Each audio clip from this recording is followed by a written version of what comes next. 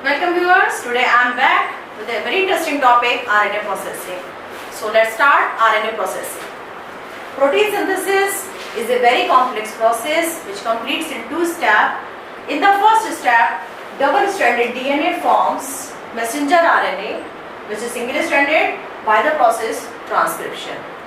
And in the second step, this mRNA translates in the form of amino acids and ultimately protein is formed.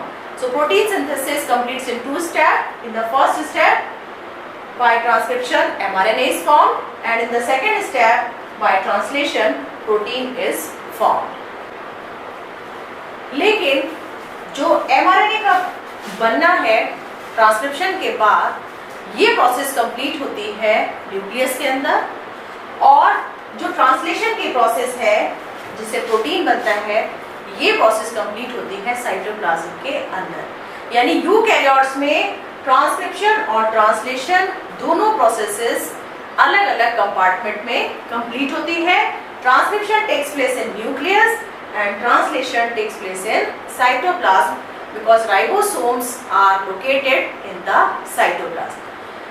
तो यहाँ पर आप कह सकते हैं कि प्रोकैरियोट्स और यूकैरियोट्स में एक डिफरेंस है कि प्रोकैरियोट्स में ये दोनों प्रोसेस साइमल्टेनियसली होती हैं। ट्रांसक्रिप्शन कंप्लीट हुआ और उसके ठीक बाद ट्रांसलेशन स्टार्ट हो गया, क्योंकि वहां पर कोई भी न्यूक्लियर मेम्ब्रेन या कोई भी बैरियर नहीं है। mRNA को ट्रांसपोर्ट होकर बाहर नहीं जाना है, डिफ्यूज फॉर्म में प्रेजेंट है। जैसे ही mRNA बना, साइमल्टेनियसली ट्रांसलेशन की प्रोसेस स्टार्ट हो गई और प्रोटीन का बनना स्टार्ट हो गया। तो प्रोकैरियोट्स में जब ये दोनों प्रोसेस साइमल्टेनियसली होती हैं तो वो कहलाता है कपल्ड ट्रांसक्रिप्शन एंड ट्रांसलेशन।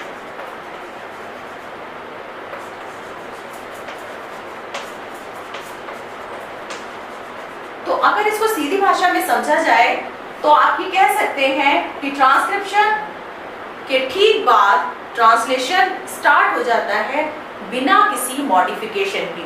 जैसा डीएनए पे इंफॉर्मेशन है, वही सेम इंफॉर्मेशन को लीनियर फॉर्म में mRNA पे आती है और उसी इंफॉर्मेशन को यूज करके अमीनो एसिड्स जुड़ते चले जाते हैं और प्रोटीन का फॉर्मेशन हो जाता है इन केस ऑफ प्रोकैरियोट्स।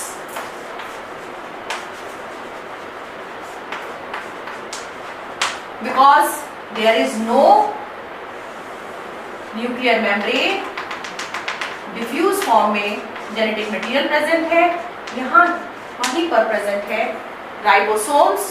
तो दोनों प्रोसेस साइमल्टेनियसली चलती रहती है बिना किसी मॉडिफिकेशन के। जबकि यूकैरियोट्स में ये दोनों प्रोसेसेस अलग अलग कंपार्टमेंट्स में कंप्लीट होती है। Transcription takes place in the nucleus and then this mRNA is being transported to the cytoplasm where ribosomes are located. तो वहां पर यूकैरियोट्स में क्योंकि दोनों प्रोसेसेस अलग अलग कंपार्टमेंट में कंप्लीट होती हैं, तो इसको ट्रांसपोर्ट करना होता है। तो यहाँ पर mRNA में एक मॉडिफिकेशन होता है, प्रोसेसिंग होता है, और उस प्रोसेसिंग के बाद जो mRNA बनता है that is called mature mRNA and that is being transported to the cytoplasm where translation takes place. तो बहुत सिंपल है, प्रोकैरियोट्स में बिना मॉडिफिकेशन के ट्रांसलेशन स्टार्ट होता है, जबकि यूकैरियोट्स में पहले उसमें कुछ मॉडिफिकेशंस होते हैं, प्रोसेसिंग होती है, और उसके बाद वो जो मैच्योर mRNA बनता है वो साइटोप्लाज्म में पहुंचता है। In case of eukaryotes this is double stranded DNA and by transcription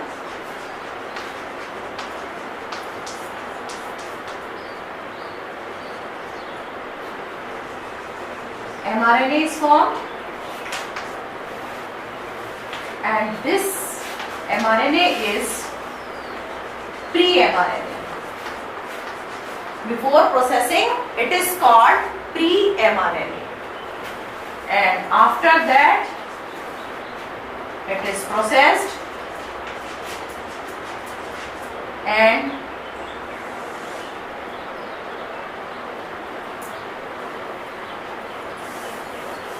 after processing, mature mRNA is formed and it is transported to the cytoplasm. So in this video we will try to learn how this processing takes place, what are the events through which processing takes place. This is pre-mRNA, it is being processed and mature mRNA is formed. And this mature mRNA consists of 3 parts. At the 5 prime cap is present and it is called 5 prime UTR. This is coding region.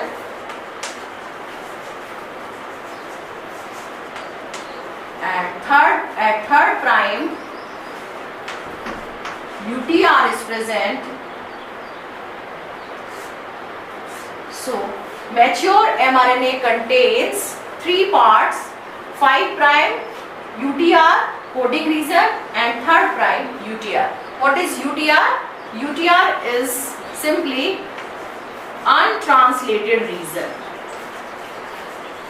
यानी ये वह part है mRNA का जो translation में use नहीं होगा 5 prime पर, और ऐसे ही एक UTR पार्ट प्रेजेंट है 3rd प्राइम पर, और बीच का जितना पार्ट है this is coding region.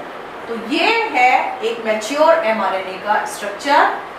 5 prime UTR is called leader sequence, then coding region, and 3rd prime UTR is called trailer region.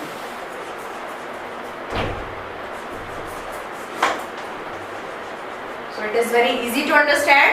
जो mature mRNA है उसके 3 पार्ट हो गए: 5 prime untranslated region, coding region, and 3rd prime untranslated region.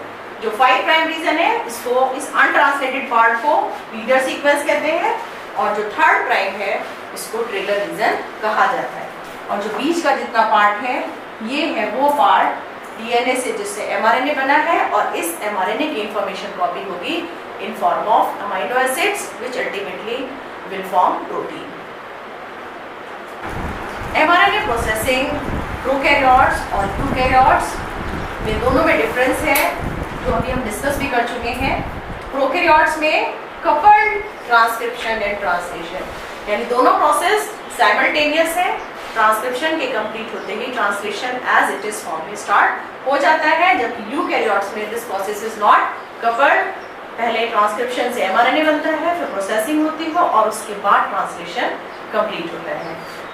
दूसरा difference, prokaryotic mRNA polycistronic होता है, यानी यहाँ पर मल्टीपल जीन्स की इंफॉर्मेशन प्रेजेंट होती है, जबकि यूकैरियोट्स में जनरली ये मोनोसिस्ट्रॉनिक होता है, यानी कि एक mRNA पर लगभग केवल एक ही जीन की इंफॉर्मेशन प्रेजेंट होती है. तो ये दोनों डिफरेंस हो गया प्रोकैरियोटिक mRNA में और यूकैरियोटिक mRNA में. एक चीज और यहाँ पर मैं मेंशन करना चाहती हूँ कि जो tRNA और rRNA है जो कि डीएनए से बनते हैं mRNA के अलावा, ये इन दोनों में ही प्रोसेसिंग होती है, प्रोकैरियोट्स में भी और यूकैरियोट्स में. यानी mRNA में तो डिफरेंस है, लेकिन tRNA और rRNA प्रोकैरियोट्स और यूकैरियोट्स दोनों में ही प्रोसेसिंग होती है, यानी कुछ मॉडिफिकेशंस इनमें होते हैं. यूकैरियोट्स में मैच्योर mRNA का बनना सबसे पहले डिस्कवर किया था Richard Robert, Tom Broker, Louise Chow और separately Phillip Sharp and Berger ने. इन्होंने ये ऑब्जर्व किया कि कुछ एनिमल वायरसेस में ऐसी सीक्वेंसेस होती है डीएनए में जो प्रोटीन में एक्सप्रेस नहीं होती. यानी डीएनए में कोई इंफॉर्मेशन प्रेजेंट है, लेकिन जब उस डीएनए से अमाइनो एसिड बनते हैं ट्रांसलेशन के बाद, तो वो इंफॉर्मेशन अमाइनो एसिड के फॉर्म में कॉपी नहीं होती है. और सेम फिनोमिना बाद में ऑब्जर्व किया गया यूकैरियोट्स में, जिनको अब कहा जाता है इंट्रॉन्स। यानी कि कुछ ऐसे सीक्वेंसेस हैं जो एक्सप्रेस नहीं होते हैं, तो उनकी डिस्कवरी का जो क्रेडिट है सबसे पहले इन साइंटिस्ट को जाता है, Richard Robert and Phillip Sharp and others. तो इन्होंने पहली बार ऑब्जर्व किया था कि डीएनए से एमआरएनए बनने के बाद उसमें कुछ प्रोसेसिंग है और तब जाके मैच्योर एमआरएनए का फॉर्मेशन होता है। Now we will discuss what are the steps of processing, and basically there are 3 steps. First step is capping at the 5th end. Second one is polyadenylation,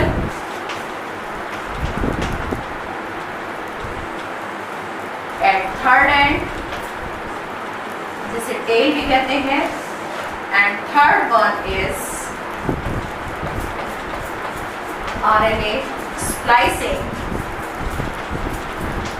जिसमें introns का removal होता है और exons आपस में जुड़ जाते हैं। तो बहुत सिंपल है, 5th एंड पर एक कैप लगती है, 3rd एंड पर एक टेल का फॉर्मेशन होता है, और जो बीच वाला पार्ट है वहाँ से कुछ सीक्वेंसेस रिमूव होती हैं जिन्हें इंट्रॉन्स कहते हैं, और जो कोडिंग सीक्वेंस है वो सब आपस में जुड़कर एक कोडिंग रीजन का फॉर्मेशन करती हैं। तो these are 3 steps through which pre mRNA is developed into mature mRNA, and this mRNA, mature mRNA, is being transported to the cytoplasm for further process, that is translation. So the first step is capping. Capping is done at 5 prime, and a capping enzyme is required for the same, and this capping enzyme, this is 5 prime, this is 3 prime, and at the 5 end a capping enzyme adds 7-methyl guanosine। बस आपको केवल इतना याद रखना है कि एक capping enzyme है जो 5 प्राइम पर 7-methyl guanosine ऐड करता है। गुआनोसिन का मतलब यहाँ पर इसके साथ एक फॉस्फेट ग्रुप है मोनोफॉस्फेट फॉर्म में, और ये यहाँ पर आकर ऐड होता है और एक अनयूजुअल लिंकेज यहाँ पर बनती है, and that linkage is 5'5' linkage. This linkage is very useful because बहुत सारे एक्सोन्यूक्लियसेस एंजाइम्स प्रेजेंट है सेल के अंदर जो इसको डैमेज कर सकते हैं, यहाँ से इसको कट कर सकते हैं। एमआरएनए की लाइफ स्पैन बहुत शॉर्ट होता है क्योंकि एक्सोन्यूक्लियस उसको दोनों तरफ से कट करके डैमेज कर सकते हैं, लेकिन यहाँ पर ये जो अनयूजुअल लिंकेज है 5'5' लिंकेज, ये लिंकेज उसको प्रोटेक्ट करता है एक्सोन्यूक्लियस की एक्टिविटी से। तो इसी कैप की वजह से, इसीलिए इसको नाम दिया गया है कैप, और इस कैप की वजह से इस एमआरएनए में स्टेबिलिटी आती है और ये एक्सोन्यूक्लियस की एक्टिविटी से बच जाता है। बहुत सिंपल रिएक्शन है, आप इसको ऐसे भी याद कर सकते हैं। गुआनोसिन ट्राइफॉस्फेट 5 प्राइम पर ऐड होता है और 2 फॉस्फेट मॉलिक्यूल रिमूव हो जाते हैं, और यहाँ पर जो पहले से प्रेजेंट है फॉस्फेट ग्रुप वो मिलकर इस तरह से एक कैप का फॉर्मेशन कर लेते हैं, और इसके 7th पोजीशन पर मिथाइल ग्रुप होता है, इसीलिए इसको नाम दिया गया है 7-methyl guanosine। 7-methyl guanosine acts at the 5th prime to protect the mRNA from this site। Capping की प्रोसेस बहुत सिंपल है। 5 प्राइम पर सबसे पहले गुआनोसिन ट्राइफॉस्फेट ऐड होता है और उससे पहले ही एक फॉस्फेट रिमूव हो जाता है और फिर यहाँ पर 5-5 लिंकेज के द्वारा गुआनोसिन ट्राइफॉस्फेट ऐड हो गया और इस तरह से एक गुआनोसिन 7-मिथाइल गुआनोसिन की कैप बन जाती है एट 5 प्राइम। ये कैप एक्सोन्यूक्लियसिस की एक्टिविटी से तो बचाती ही है, इसके अलावा 2 और काम करती है। टोटल 3 फंक्शन है इसके। सबसे पहले एक्सोन्यूक्लियसिस की एक्टिविटी से बचाती है, यानी सेल को किसी भी तरह के एंजाइम्स का, एक्सोन्यूक्लियसिस का कोई भी खतरा नहीं रहता है, क्योंकि ये वाला एंड सेफ हो जाता है कैप के द्वारा। दूसरा इसका जो बेनिफिट है वो है कि ये हेल्प करता है कैप इसको ट्रांसपोर्ट करने में, इस एमआरएनए को साइटोप्लाज्म तक ट्रांसपोर्ट करने में हेल्प करता है। और तीसरा फंक्शन है, इसी एंड से जब ट्रांसलेशन की प्रोसेस स्टार्ट होती है तो राइबोसोम ऐड होता है, तो it also facilitates addition of ribosome to the mRNA. तो तीनों फंक्शन आपको याद रखने हैं, एक्सोन्यूक्लियस से बचाव, ट्रांसपोर्ट में आसानी, और तीसरा फंक्शन राइबोसोम का अटैचमेंट। सेकेंड स्टेप है प्रोसेसिंग का, addition of poly A tail at 3rd prime, यानी जो 3rd प्राइम है यहाँ पर एडेनिन रेजिड्यू जुड़ते चले जाएंगे, जिनकी संख्या 50 से लेकर 250 तक हो सकती है, यानी कि एडेनोसिन ट्राइफॉस्फेट मॉलिक्यूल्स ऐड होते चले जाएंगे 50 से लेकर 250 तक। इसके लिए पॉली ए मॉलिक्यूल्स के ऐड होने के लिए कोई भी डीएनए का टेम्पलेट नहीं होता है। इसका एक अलग मैकेनिज्म है जिसके द्वारा एडेनिन रेजिड्यू यहाँ पर 3rd प्राइम पर ऐड होते हैं, और इन एडेनिन मॉलिक्यूल के ऐड होने के बाद इस पूरे स्ट्रक्चर को कहा जाता है एमआरएनए प्लस पॉली ए। और एडेनिन मॉलिक्यूल्स का 3rd प्राइम पे ऐड होना बहुत ही इम्पॉर्टेंट है for the efficient transport of the mRNA to the cytoplasm, यानी बिना इन एडेनिन मॉलिक्यूल्स के ऐड हुए ये एमआरएनए जो प्रीमैच्योर एमआरएनए था, प्री एमआरएनए था, जब तक एडेनिन मॉलिक्यूल ऐड नहीं होंगे ये इफिशिएंटली ट्रांसपोर्ट नहीं होता है साइटोप्लाज्म तक। तो साइटोप्लाज्म तक इफिशिएंटली ट्रांसपोर्ट करने के लिए भी इन एडेनिन मॉलिक्यूल्स का ऐड होना यहाँ पर बहुत जरूरी है। दूसरा इसका बेनिफिट है, it provides stability to the mRNA, ये एमआरएनए को स्टेबिलिटी देता है। और तीसरा इसका फायदा है कि एक बफरिंग सिस्टम प्रोड्यूस करता है, और उस बफरिंग सिस्टम के द्वारा ये एमआरएनए एक्सोन्यूक्लियसिस की एक्टिविटी से बचा रहता है, यानी सेल में जो सीजर एंजाइम्स हैं जो उसको साइड से कट कर सकते हैं एक्सोन्यूक्लियसिस, ये उससे भी और एमआरएनए को प्रोटेक्ट करता है। तो 3 फंक्शन हो गए, efficient transport to the cytoplasm, second protection from exonucleases, and third one is it provides stability to the mRNA. अब है कैसे जुड़ते हैं एडेनिन मॉलिक्यूल, तो इसमें आपको कुछ फैक्टर्स के नाम याद करने हैं। Now we will see how addition of poly A molecules takes place. यहाँ पर आप देखेंगे जो 3rd प्राइम है इसके डाउन स्ट्रीम का मतलब होता है अगर हम इसके पीछे काउंट करते हैं तो बोलते हैं डाउन स्ट्रीम, और अगर आगे की तरफ काउंट करते हैं तो उसको बोलते हैं अप स्ट्रीम। तो 3rd प्राइम के 10 से 30 न्यूक्लियोटाइड डाउन स्ट्रीम, यानी यहाँ से 10 से 30 न्यूक्लियोटाइड पहले एक स्पेसिफिक सीक्वेंस प्रेजेंट होती है। आरएनए प्रोसेसिंग का 3rd स्टेप और फाइनल स्टेप है आरएनए स्प्लाइसिंग। आरएनए स्प्लाइसिंग का मतलब स्प्लाइस होना, टूटना। तो जो डीएनए है उसमें बहुत सारा जो डीएनए होता है यूकैरियोट्स में वो जंक डीएनए भी होता है, यानी जिसमें कोडिंग इन्फॉर्मेशन नहीं होती है, और जब डीएनए से एमआरएनए बनता है तो वो जंक डीएनए भी ट्रांसक्राइब हो जाता है। तो आप कह सकते हैं कि जो एमआरएनए बना ट्रांसक्रिप्शन के बाद उसमें 2 तरह के डीएनए हैं, कोडिंग एंड नॉन कोडिंग। तो जो कोडिंग सीक्वेंस है वो कहलाती है एक्सॉन्स और जो नॉन कोडिंग सीक्वेंस है वो कहलाती है इंट्रॉन्स। कंफ्यूज बिल्कुल नहीं होना है। एक्सॉन्स एक्सप्रेस्ड यानी जो एक्सप्रेस हो रहा है वो एक्सॉन है और जो इंटरवेनिंग सीक्वेंस है, जो इंटरप्टिंग सीक्वेंस है वो है इंट्रॉन्स। तो इंट्रॉन्स रिमूव हो जाएंगे और जितने एक्सॉन्स है वो सब जुड़कर कोडिंग रीजन का फॉर्मेशन करेंगे।